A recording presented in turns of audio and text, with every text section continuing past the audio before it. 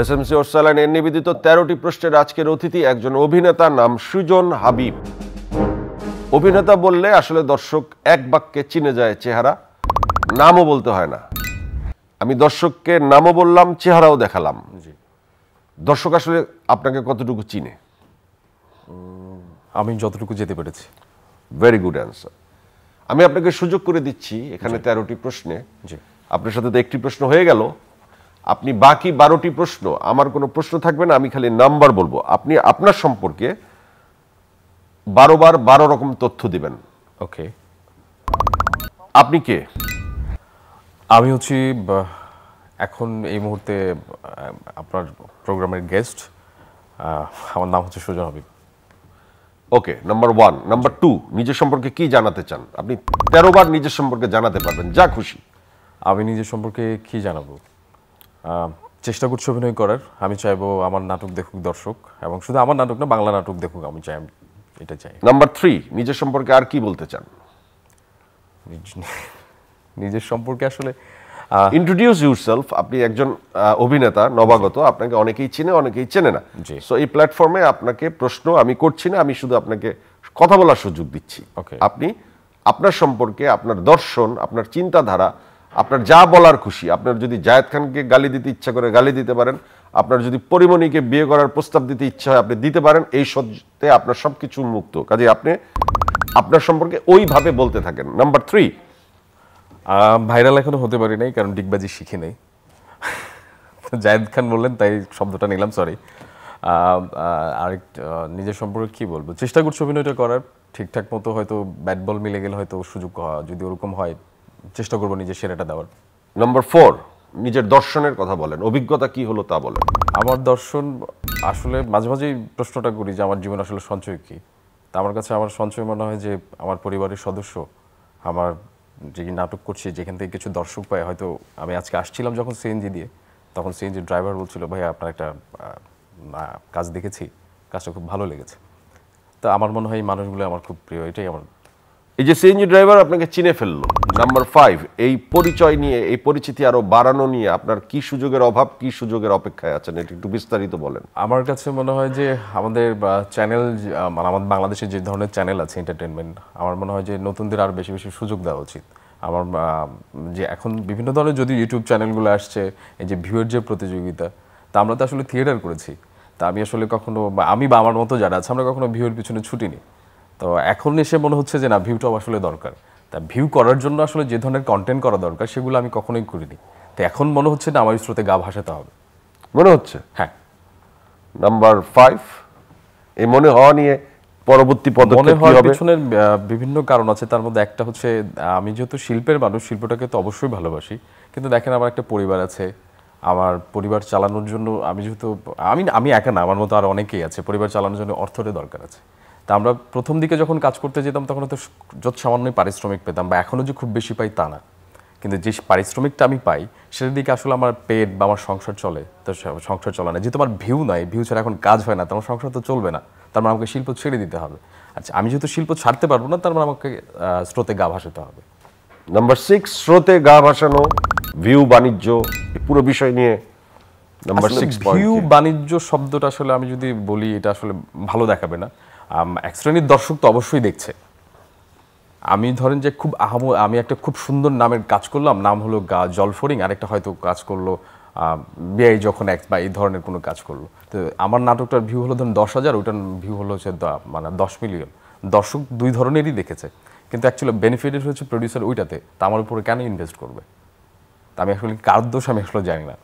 So number 7, নিজেকে upgraded করার জন্য, এই সময় উপযোগী করার জন্য নিজের ভিতরে কি কি লিমিটেশনস আছে বলে মনে হয়, এই বিষয়ে কি বলবেন?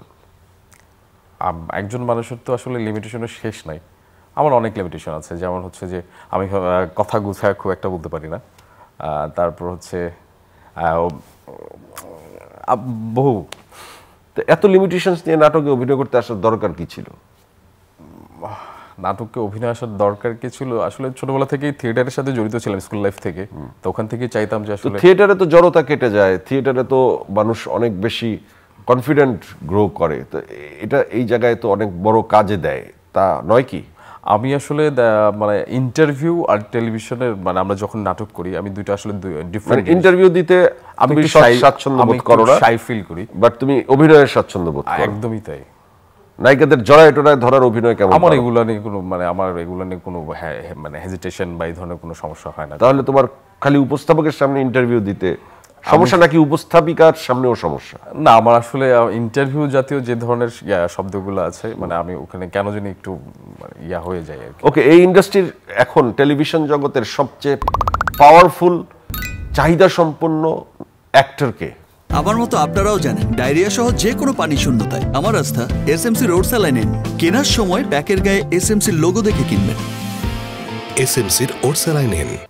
টেলিভিশন ইন্ডাস্ট্রির পাওয়ারফুল অ্যাক্টর এই মুহূর্তে অবশ্যই চঞ্চল ভাই, মোশাররফ ভাই, অপূর্ব ভাই। ওকে, খুব পাওয়ারফুল এবং খুব গ্রহণযোগ্য ভিউ সম্পন্ন অ্যাক্ট্রেসকে? ভিউ সম্পন্ন অ্যাক্ট্রেস সামিরা খান মাহি, মেহজাবিন আপা মনে হয় এখন কাজ করছেন, আমি বলতে পারছি না। মেহজাবিন, সাবিলা নূর। ওকে, নিলয় আলমগীর সম্পর্কে তোমার কি ধারণা? উনি খুব জেন্টলম্যান, ভদ্র মানুষ, আমার খুব পছন্দের মানুষ। তার নাটক প্রচুর ভিউ হয়, তার তো বিরাট কাটতি, তার থেকে তুমি কি শিখো? ভাইয়া যে ধরনের আসলে কন্টেন্টগুলো করে, ওই যে বললাম যে এক ধরনের দর্শক তো ওনারও আছে, আবার আমি যে ধরনের কন্টেন্ট করছি আমারও এক ধরনের দর্শক আছে। ওনার কাছ থেকে শেখার বলতে ভিউ কিভাবে নিতে হবে বা বানাতে হবে, ভাইয়ের কাছ থেকে আসলে অনেক কিছু শেখার আছে। কি কি শিখছো এরকম দুইটা বিষয় বলো তো, আমরাও শিখি। লাউডলি ডায়লগ দিতে হবে, অ্যাক্টিং করা যাবে না, ওভার অ্যাক্টিং করতে হবে। ওভার অ্যাক্টিং করতে হবে, হ্যাঁ। এটা শিখছো, এটা ভালো কিছু। এখন তো মার্কেট এটাই চাইতেছে, মানে বাণিজ্য এটাই চাচ্ছে, ওভার অ্যাক্টিং চাইতেছে। হ্যাঁ। তুমি একটু ওভার অ্যাক্টিং করে দেখাও না। আমি একটা প্রশ্ন করি, এটা ওভার অ্যাক্টিং রিয়াকশন দাও, মানে ওভার অ্যাক্টিং করে অ্যান্সার দাও। ওকে। সামিরা খান মাহি আর মাহিয়া মাহি, জি, এই দুইজনের সাথে তুমি লং ড্রাইভে গেলা। জি। ওরা কেউ কথা বলছে না, তুমি ওদেরকে হাসাবা, একটু ওভার অ্যাক্টিং করে হাসাও তো দেখি, স্পন্টেনিয়াসলি। ওভার অ্যাক্টিং করে হাসাবো? হ্যাঁ। তুমি, আমি শুধু ড্রাইভিং করে যাচ্ছি, তুমি আমার সাথে কথা বলবা না? এটা ও মাই গড, আমি একটু থামাই। ড্রাইভ করলে হাত কি এভাবে থাকে? ড্রাইভ করলে আগে স্টিয়ারিং হাত দাও। ও সরি, স্টিয়ারিং হাত দাও। হ্যাঁ, এবার কথা বলো, এবার ওভার অ্যাক্টিং করো। রেডি? হ্যাঁ। এক পাশে সামিরা খান মাহি আর এক পাশে মাহিয়া মাহি, দুইজনকে আমি তো মানে আমি জানি না কিভাবে ওভার অ্যাক্টিং করে কনভিন্স করো তাদেরকে। ওভার অ্যাক্টিং করতে হবে? হ্যাঁ। আমি গাড়ি থামাতে পারবো তো? না, থামাতে পারবো না, গাড়ি চালাতে চালাতে। সেটা আপনি প্রথমে বলেন না ভাই, আমি তো বলছি গাড়ি থাকবে হাতে। রেডি? 1 2 3।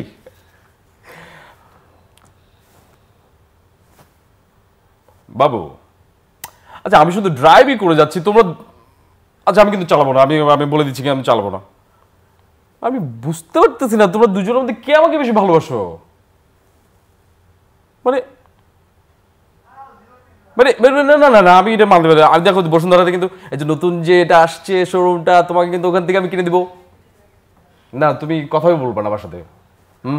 তুমি যাবা মাহি, আমার সাথে তুমি যাবা, দুইজনেই তো মাহি। আমি কি যে বিপদের মধ্যে পড়লাম। এই তো। ওকে, ভেরি গুড, ভেরি গুড। পারো তো, অ্যাক্টিং ভালো পারো। এখন তুমি যাচ্ছ গাড়ি ড্রাইভ করে, গাড়ি ড্রাইভার হুন্ডা চালায় যাচ্ছ, পেছনে পেছনে পেছনে সাবিলা নূর। পটাও, হুন্ডা চালাতে চালাতে পটাও, ওভার অ্যাক্টিং করো দেখি পারো কি। ওভার অ্যাক্টিং আর যায় না ভাই। এবার এবার এবার কম অ্যাক্টিং করো, এবার নরমাল অ্যাক্টিং করো। তুমি যা অ্যাক্টিং করো, যেটার ভিউ কম, সেই অ্যাক্টিংটা করো। পিছনে হুন্ডার পেছনে বাইক চালাতে হবে, সাবিলা নূর আছে। আচ্ছা ঠিক আছে। আচ্ছা, অনেক কিছু শুধু গাড়ি চালাচ্ছি, মানে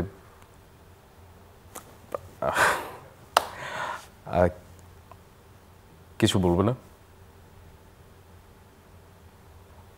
আচ্ছা,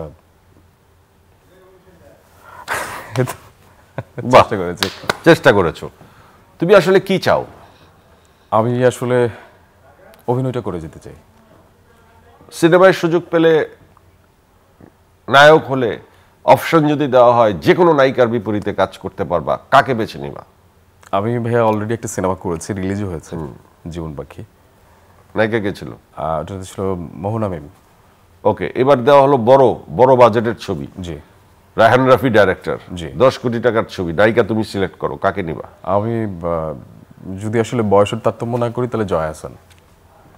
জয়াপা, জি। ওকে। তোমার সবচেয়ে প্রিয় নায়ক কে?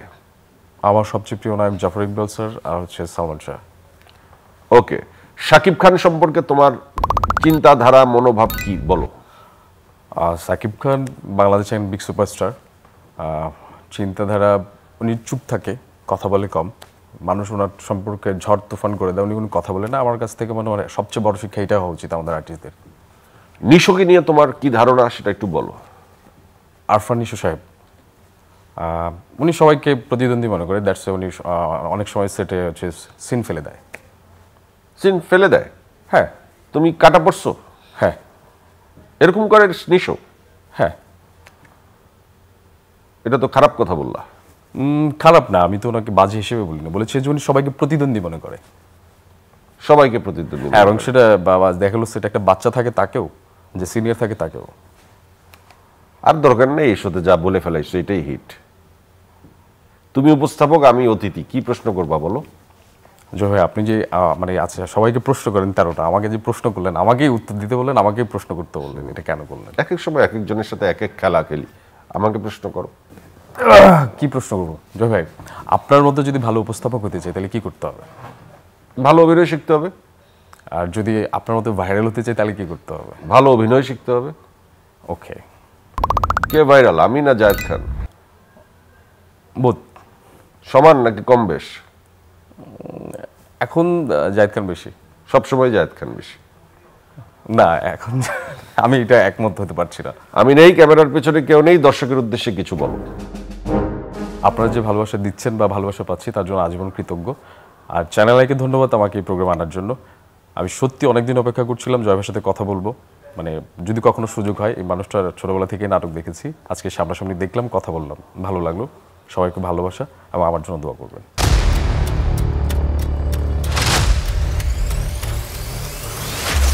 আমার মতো আপনারাও জানেন ডায়রিয়া সহ যে কোনো পানি শূন্যতায় আমার আস্থা এসএমসি রোড স্যালাইন। কেনার সময় প্যাকের গায়ে এসএমসির লোগো দেখে কিনবেন। এসএমসির ওরসালাইন।